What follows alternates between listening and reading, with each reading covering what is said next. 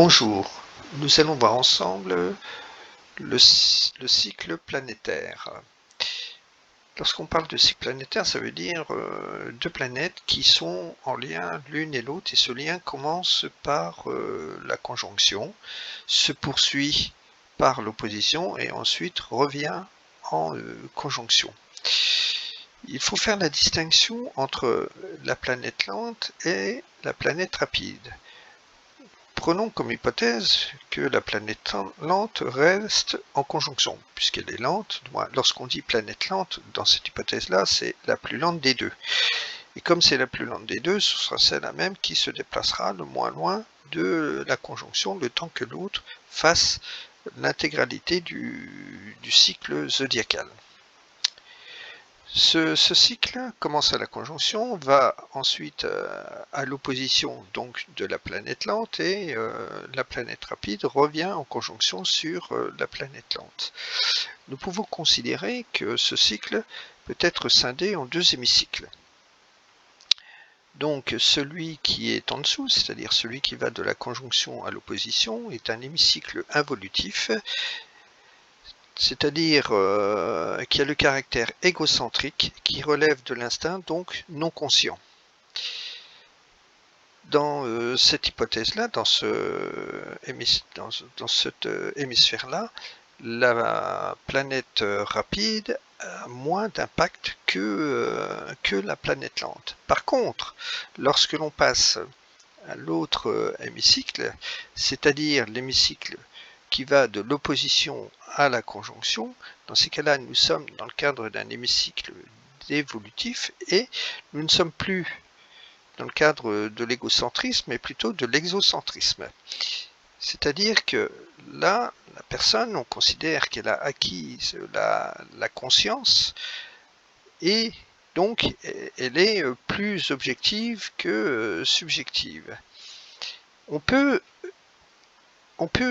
assimiler ce cycle à une semence. Vous avez la plante, par exemple, en conjonction, qui croît, donc qui prend tout ce cycle-là, en développant en elle la semence. Elle arrive à l'opposition, la plante libère la semence, et la semence donc tombe à terre, et la semence prend son cycle pour revenir en conjonction, c'est-à-dire devenir plante, etc. Et j'aime bien cette image, et il faut véritablement vous rappeler de ceci, parce que c'est très parlant. Alors, dans l'hémicycle d'évolutif, on peut, du moins la personne peut évoluer. Je dis bien peu, parce que si elle ne fait pas ce qu'il convient de faire, dans ces cas-là, elle n'évoluera pas. Donc, il faut avoir une approche comme si c'était également de l'eau qui jaillit. Donc à la conjonction, il y a de l'eau qui jaillit, et puis cette eau ruisselle, c'est comme un fluide, et un fluide qui fait tout le cycle zodiacal.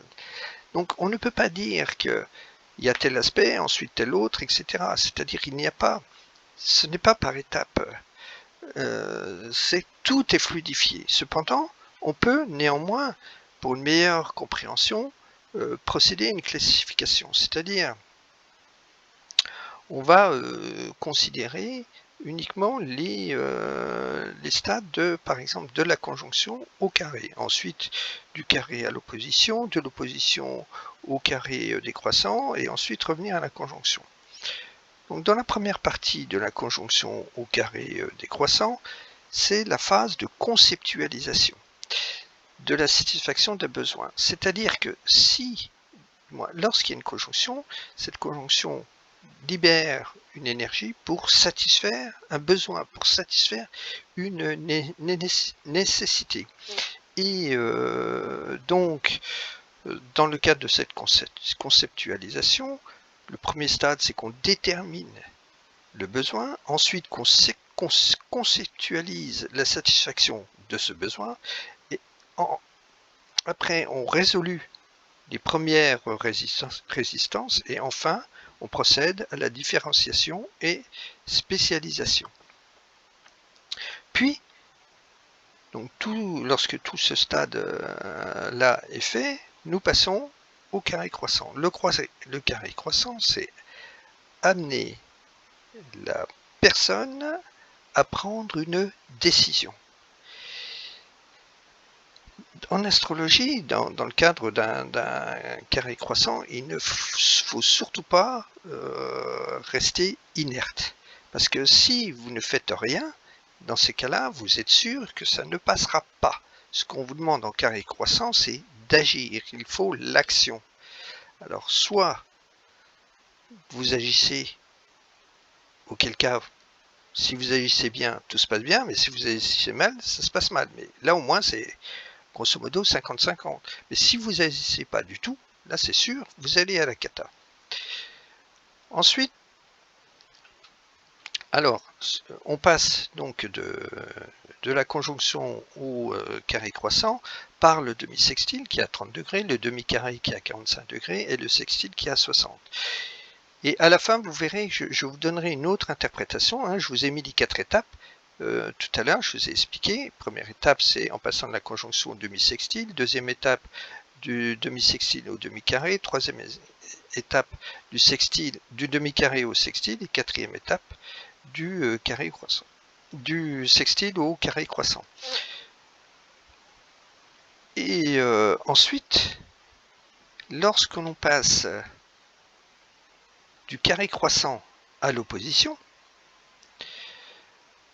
nous sommes dans la phase de l'implémentation, c'est-à-dire on expérimente la décision qui a été prise au carré croissant, on définit les indicateurs de performance pour être beaucoup plus opérationnel, etc. Et on constate les réalités de l'application. Ensuite, par rapport à tout ceci, on procède au réajustement nécessaire pour arriver à l'opposition. Et ces 4 étapes que je viens de montrer, ce sont celles qui passent du carré croissant au trigone, du trigone au sesqui carré, du sesqui carré au quinconce, et du quinconce à l'opposition. Ensuite, une fois que la planète rapide est passée à l'opposition de la planète lente, dans ces cas-là, on considère, puisque l'opposition demande absolument à ce qu'il y ait une conscience, donc conscience de l'énergie présente par ces planètes-là, conscience du besoin que l'on doit satisfaire, et donc là on a procédé à la moitié de l'étape, donc il convient de satisfaire également dans le cadre de l'autre moitié. L'autre moitié, c'est plus ce qui relève d'un environnement beaucoup plus large, c'est-à-dire, je reprends au niveau de la semence évoluait dans la plante, et ensuite à l'opposition, tombe de la plante et la semence doit évoluer dans un autre environnement, c'est-à-dire à terre, doit trouver dans la terre tous les éléments dont elle peut s'enrichir pour pouvoir redevenir plante au niveau de la conjonction. Et bien là c'est pareil, donc c'est-à-dire là à l'opposition il y a un autre environnement, donc il faut une imbrication dans ce contexte, ce qui fait qu'il faut, du moins ce qui implique une remise en question. On doit s'adapter à la réalité, inclure les autres et avoir des relations qui bouleversent le statu quo. Ensuite, on arrive au carré décroissant. Alors, on arrive au carré décroissant en passant par le quinconce, le sesqui carré, le trigone, etc. Et les 4 étapes que je vous ai énoncées tout à l'heure, ce sont les 4 étapes qui passent de là à là, ensuite de là à là, ensuite de là à là, et ensuite de là à là. Lorsque l'on arrive au carré à 90 degrés décroissant, autant le carré croissant en bas, je vous ai dit qu'il fallait prendre une décision. dans le cadre du carré décroissant,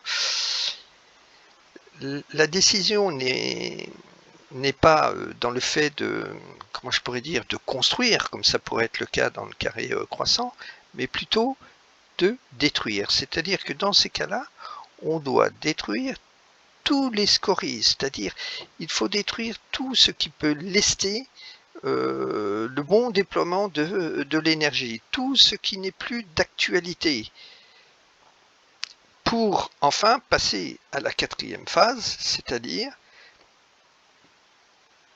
comme je l'ai abordé, puisque le carré il démarre là, hein, à la quatrième phase, c'est rejeter l'inutile, projeter dans le futur, se projeter dans le futur, peaufiner pour une meilleure adéquation, donc peaufiner tout ce qui a été fait pour que l'on parvienne à une meilleure adéquation aux besoins que l'on doit satisfaire. Je reviens à ce que j'ai dit au début.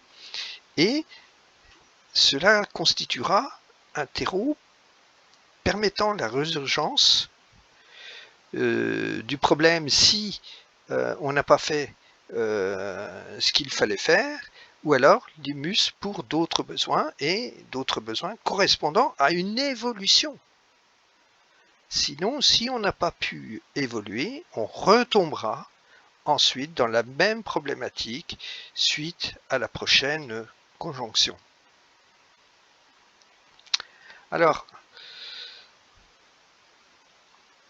tout ceci, je vous l'explique d'une autre manière dans ce tableau que vous pouvez consulter en mettant arrêt sur image, par exemple. Hein, je le formule d'une autre manière, et ceci peut-être vous permettra d'avoir une meilleure compréhension. Petite remarque sur les trigones. Les trigones sont intéressants en ce sens où les trigones montrent très souvent le fait d'une vision. C'est-à-dire que les personnes qui ont des trigones dans leur thème natal, ça montre qu'ils ont une bonne vision de la problématique, une bonne vision de comment résoudre tel ou tel problème, et c'est pourquoi ceux qui ont beaucoup de trigones, ces personnes-là savent exactement où elles vont et pourquoi elles y vont.